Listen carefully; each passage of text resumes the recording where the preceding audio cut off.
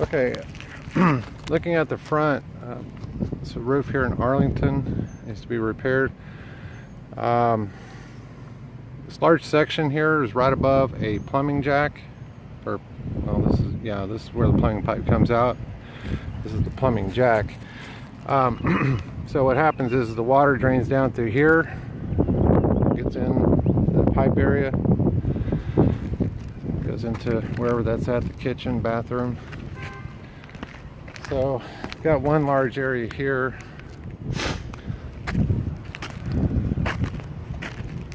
2, 3. This area right here is open.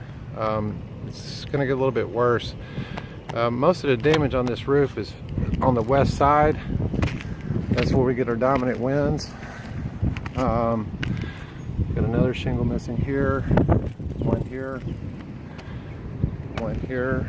So it's basically 1, 2, 3, 4, 5, 6, 7, 8, 9, 10, 11, 12,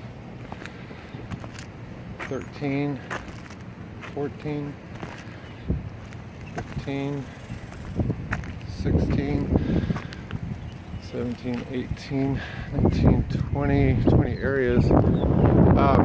Now, like on this one where you have just one shingle missing, you got the 2 shingles that are meeting right here, and so the water will get into this area right here. And then with it being at the top of the roof, it does seep down into the main roofing system, which can cause a problem later on. Looks bad, but it's not that hard to repair.